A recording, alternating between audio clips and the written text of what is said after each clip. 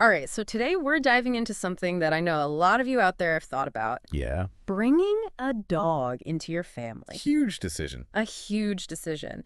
And honestly, the amount of research that's out there on best breeds for families, It's amazing. it's honestly positively heartwarming. I love it. I know.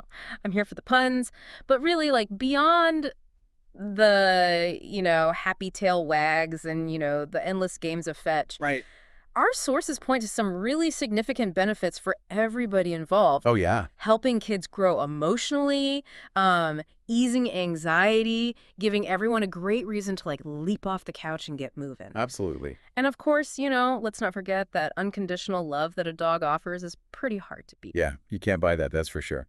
So making the right breed choice is so essential for families. I mean, there are so many different kinds of dogs, Mm. each with their own, needs and quirks. I So our mission today Yeah. is to really just sniff out the crucial factors. Yeah. Make sure you can find a dog that not just fits into your family, but really becomes a happy member. Yeah, a harmonious member. Exactly. So the first key element all the experts kept barking about was temperament. Uh-huh. And this seems to be the most crucial thing, Yeah. especially when you've got little ones running around. Absolutely. Temperament. That's like the dog's personality, right? Yeah. Yeah. You want a calm and predictable dog, Yeah. especially if you have, like you were saying, kids in the house, because there's going to be some unexpected kid moments, right? Yeah.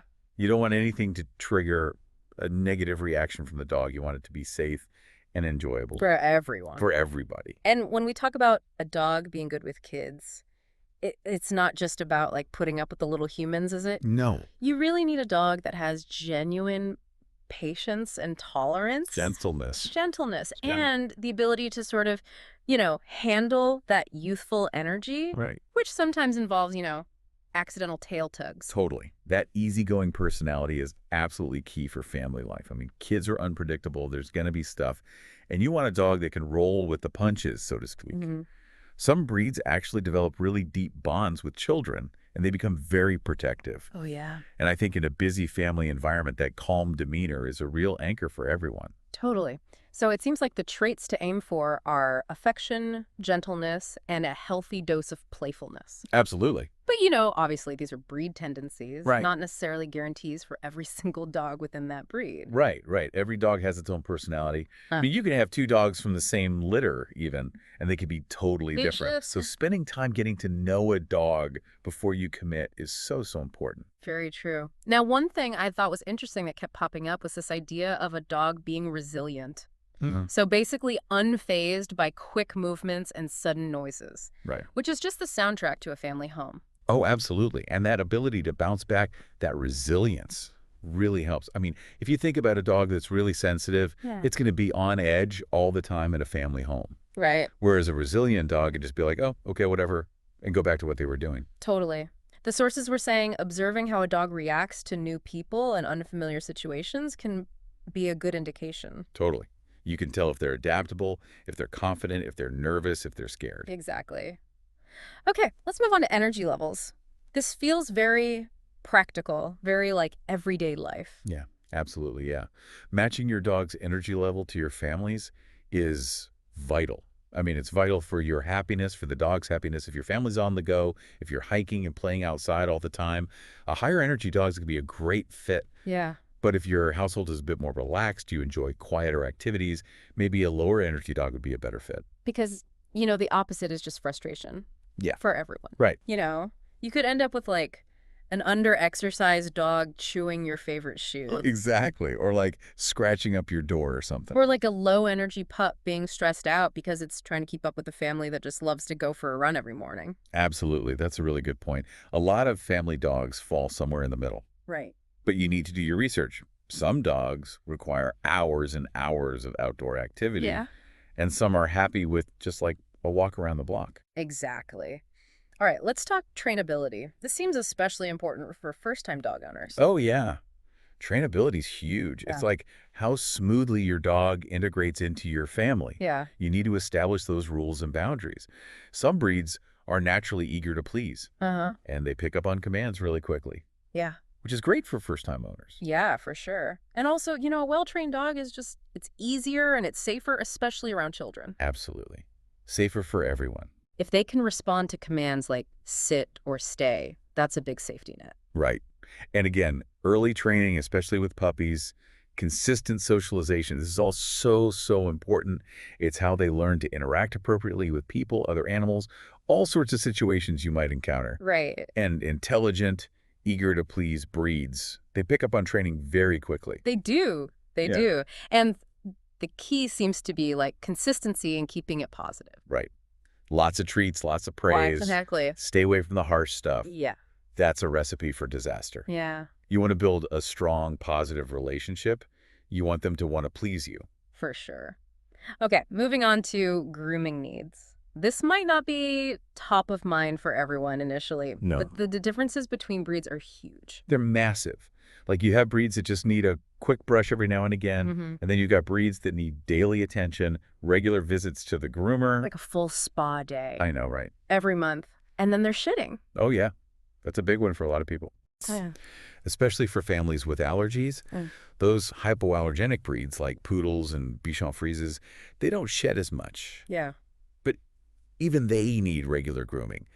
No dog is truly zero shedding. Right. So really, you need to be honest with yourself Uh-huh. about how much time and money you can dedicate to your dog's grooming. Yeah.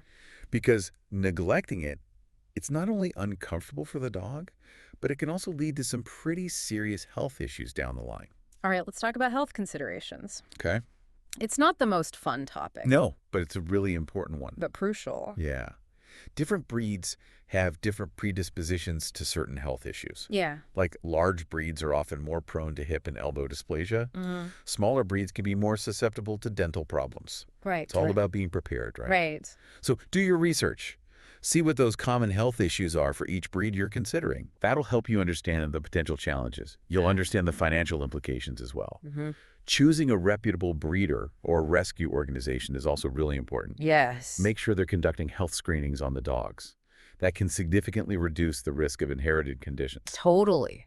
It's worth noting, mixed breed dogs, they sometimes have a broader genetic pool, Right. which can offer some protection against certain issues. Okay, last but not least, size. Size matters, It does matter. especially with kids and living spaces. Yeah, small to medium-sized dogs are often recommended for families with younger children Right. because they're less likely to accidentally hurt them. Right, exactly. But very small breeds, as cute as they are, Adorable. they can be fragile, they could be a little bit more excitable. Yeah. And that might not be the best combination with, like, a toddler who doesn't quite understand, gentle play. Right, and larger dogs, even if they're really sweet-natured, can still knock over little ones. Totally. Just by being their clumsy selves. And, you have to think about the size of your home All right. and garden. Exactly. A giant breed might not be happy in a tiny apartment. Right.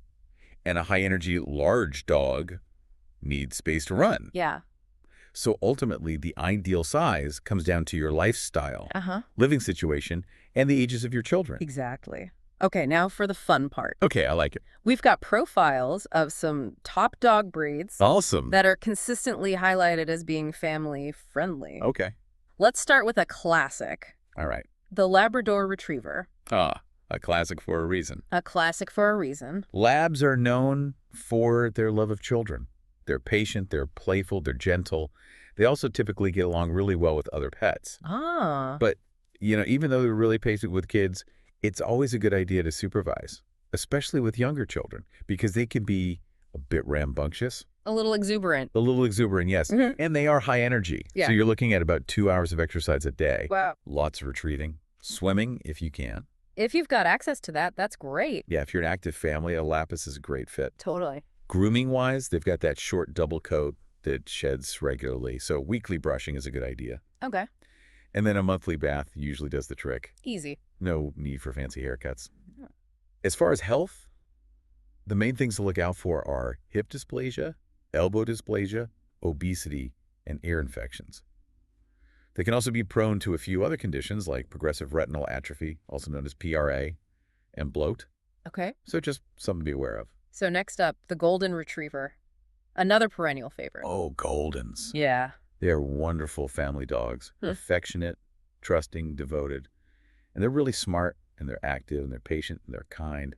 And all that makes them great with kids of all ages. Yeah. They're always up for a game. Tireless playmates. Oh, absolutely. Okay. Exercise-wise, also pretty active. Yeah, about 20 to 30 minutes twice a day. Okay. Fetching, running, that kind of thing. Okay, that beautiful golden coat, though, does require a bit more It attention. does. They shed a lot. Yeah. So daily brushing is recommended, Okay. and then baths every 4 to 6 weeks. Mm-hmm. And then just regular trimming around the ears, paws, that sort of thing. Yeah.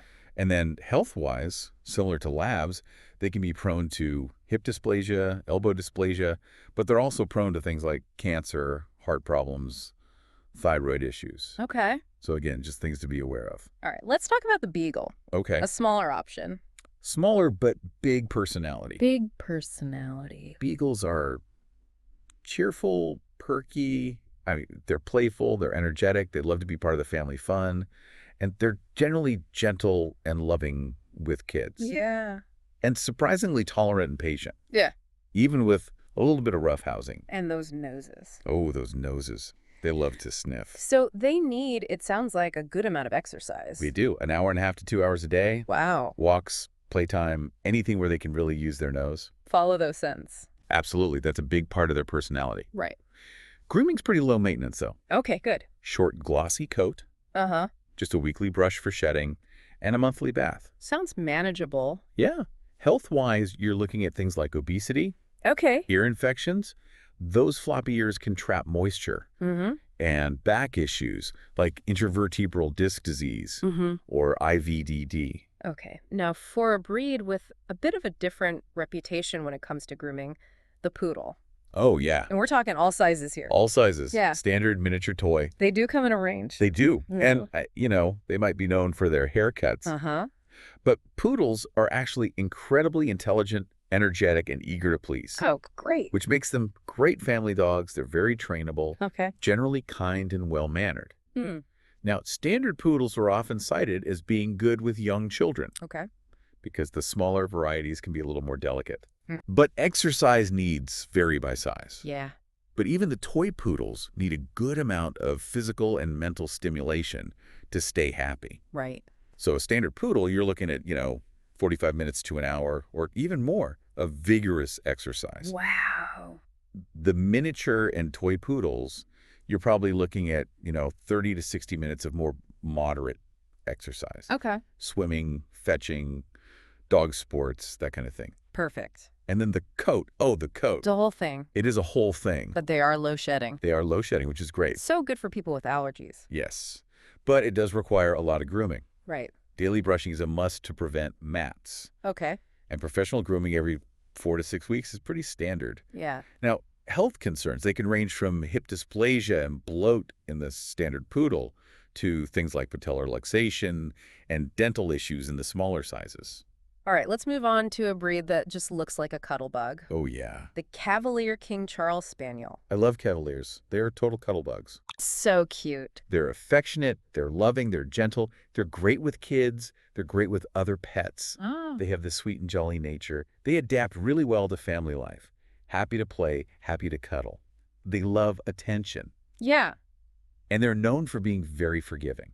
That's good with kids. Very good with kids. Sounds like a very easygoing dog. Yeah, very easygoing. Mm-hmm. Exercise-wise, you're looking at about an hour a day Okay.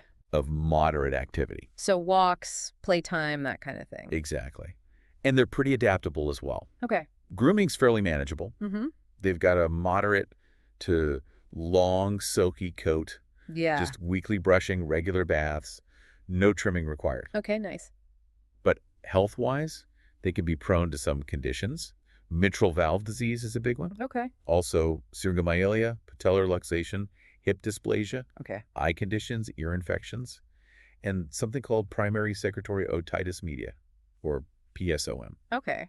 A lot to be aware of. Yeah, there's a few things, but they're wonderful dogs. They are. All right, now for another breed known for its fluffy charm, the Bichon Frise. Oh, Bichon's great. Yeah. Playful, cheerful, perky. Yeah. They're also very smart and highly trainable. Right.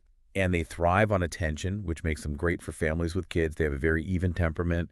They're sociable. They love to meet people. Yeah. And despite all that fluff, they only need a moderate amount of exercise, about 30 to 60 minutes a day. Okay. They can even adapt to apartment living as long as they get their daily walks and playtime. So good. But the coat, That coat. oh, that white fluffy double coat, It's a lot of work. Yeah. Daily brushing to prevent mats. Hmm. Professional grooming every 4 to 6 weeks. Right. But the good news is they are considered low shedding.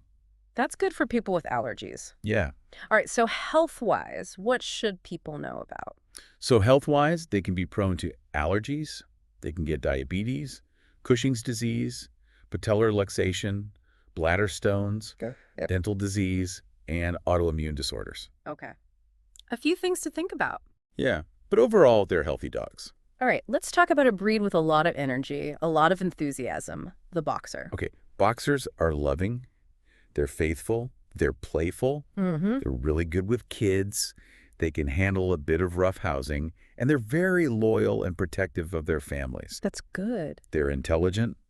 They respond well to training, especially when it involves positive reinforcement. Yeah. Lots of praise and attention. Treats. Treats. They love treats. That energy level is something to consider, though. Oh, absolutely. You're looking at about 2 hours of exercise a day for a boxer. Wow. They need a lot of physical activity to stay happy and well-behaved. Yeah. And ideally, a securely fenced garden where they can run around and burn off some steam. For sure. Grooming is fairly easy, though. Yeah, grooming's pretty easy. Shirt, tight coat. Weekly brush, a bath every few months, you're good to go. Perfect. Health-wise, they could be predisposed to things like cancer, heart conditions, gloat, hip dysplasia, hypothyroidism, spondylosis. Okay, a few things there. Yeah, but again, overall, they're generally healthy dogs. All right, now for a truly gentle giant, the Bernese Mountain Dog. Oh, Bernese Mountain Dogs. They are gentle giants. Very sweet. They're lovable, they're fun-loving, they're patient, they're kind, Uh-huh. which makes them great family dogs. Yeah. They're good with older children, Yeah. but because of their size, you do need to supervise them around very young children, Yeah. just to avoid any accidental bumps or knocks. Yeah, those could be dangerous. Exactly. Mm-hmm. Now, despite their size, their exercise needs are actually moderate. Okay. You're looking at about an hour, hour and a half a day. Okay. They enjoy being active, but they don't need to be running marathons. Right. That coat, though, Oh, that beautiful thick coat. it's beautiful, but it requires a lot of attention, Yeah. weekly brushing. And they do shed quite a bit, especially during shedding season. Yeah. Health-wise, they do have a shorter lifespan compared to some other breeds. Okay. And they can be prone to hip dysplasia, elbow dysplasia, and certain types of cancer. Okay, so a few things to think about there. Yes, definitely. All right, and finally, the Staffordshire Bull Terrier. Now, these guys sometimes get a bad rap. They do, but it's totally unfair. Yeah. When they're properly socialized, Staffies are incredibly sweet-natured. Okay. They love people, they love family play, they're very loyal, they're responsive, and they're protective. Oh. Early socialization is key, though, just like with any breed. Yeah. But they're generally very affectionate and good-tempered with children they know. Aw, that's sweet. They've even been nicknamed nanny dogs. I love that. Yeah. And they do have a good amount of energy. Okay. So you're looking at about 1 to 2 hours of exercise a day. All right. Keep them physically and mentally stimulated. Yeah. Grooming's pretty easy, though. Short Uh-huh. coat, weekly brush, low shedding. Perfect. Health-wise, you're looking at things like hip dysplasia, elbow dysplasia, and then some less common conditions like juvenile catawax, also known as JHC, L2-hydroxyglutaric aciduria, or L2-HGA, degenerative myelopathy, and some skin conditions. Okay. So just be aware of those things. All right, so this has been so helpful. I hope so. We've covered so many different breeds. Yeah. And I think that table summarizing all the key points, Yes. temperament, energy level, trainability, grooming needs, common health issues, size, that's really invaluable. It's really helpful to see it all laid out like that side by side so you can really start thinking about what aligns with your lifestyle. Which brings us to that exact point. The sources offer some really good guidance on how to select a breed based on your family's needs and circumstances. Absolutely. So, for example, active families might want to think about a higher energy breed. Right, like a lab, a golden retriever, a boxer. Yeah. Those dogs that need a lot of exercise. Whereas maybe a family that's a little more sedentary Right. want to think about a lower energy companion. Right.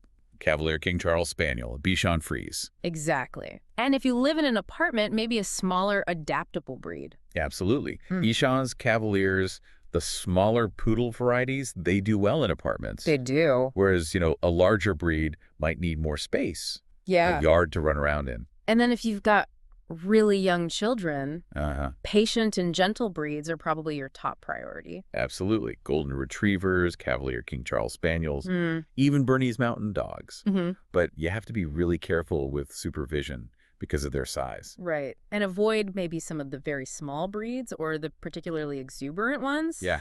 And of course, if you have allergies, Right. poodles and bichons are often good choices because Yeah. they're low shedding. But again, no breed is completely allergy proof. Exactly. So spending time with a dog before you commit, if you have allergies, is really, really important. Very good advice. All right, so let's say you've narrowed down your choices. You've maybe even found your perfect partner. I love that. What are some tips for first-time dog owners? Okay. Well, our sources all emphasize the importance of starting basic training right away. Mm-hmm. Establish those good habits early on and create a consistent daily routine for your dog. Right. Feeding, exercise, that kind of thing. That provides structure, predictability. It's really important for dogs. Yeah. Patience and consistency in your training methods are key. Positive reinforcement, treats, praise, that's the most effective approach. Yeah. And give your dog a safe space, like a crate, a bed, a corner of a room, somewhere they can go to feel secure and relaxed. Yeah. It's really important for their well-being. Early socialization also came up a lot. Socialization is so important. It really is. Getting your dog used to different people, places, sounds from a young age. Absolutely. The more you socialize them when they're young, the better adjusted they'll be as adults. Totally. And basic obedience training. Yes. Mm. Sit, stay, come. Those commands aren't just about good manners. Right. They're about safety Yeah. and building that bond with your dog. Now, what about the decision between puppy versus adult dog? Oh, that's a big one. It is a big one. They both have their pros and cons. Puppies are adorable, Yeah. and you get to bond with them as they grow up. But they require a lot of training, Yeah. a lot of supervision, a lot of patience. Right. Adult dogs, especially those from reputable rescues, might already be house trained. Right. They might have a more established temperament. So it might be a smoother transition. Yeah, exactly. And finally, where you get your dog from really matters. It does. Choosing a responsible breeder is so important. Yeah. Someone who conducts thorough health testing on their breeding dogs. Or an ethical rescue organization that carefully assesses temperament and provides medical care. Right. Those are your best bets for bringing home a healthy, well-adjusted dog Awesome. and setting everyone up for success. All right, so this has been incredibly insightful. I hope. And it's clear that choosing the right breed is a huge decision It is. with lots of factors to consider. Absolutely. And while understanding breed characteristics is super helpful, Right. it's also important to remember that every dog is an individual. Exactly. And the best way to figure out if a dog is the right fit for your family is to spend time with them. Yeah. Whether it's fostering, visiting, whatever it may be. Yeah. You need to see how they interact with your family. Exactly. And you need to be honest with yourself about your lifestyle. Yeah. Do your research, ask questions, and then you'll be well on your way to finding the perfect canine companion. Awesome. So as you think about bringing a furry friend into your home, remember all this information we've explored today. Yeah, Making an informed choice can bring years of joy, absolutely. laughter, and unconditional love into your life. Here's a final thought to chew on. I like it. A thoughtfully chosen paw partner can truly enrich your family's life. I agree. It's not just about getting a dog. It's about adding a whole new dimension. It's about adding a whole new dimension of love, companionship, and maybe a little bit of delightful doggy chaos. A little bit of chaos is always good. And who knows, you might just find that your family's happiness has gone to the dogs in the best way possible. I love it. All right, that's all for today. Thanks for having me. Thanks for joining us. Of course. And remember to subscribe to the Deep Dive for more deep dives into all sorts of topics. Yeah, don't miss out. We'll see you next time. Bye.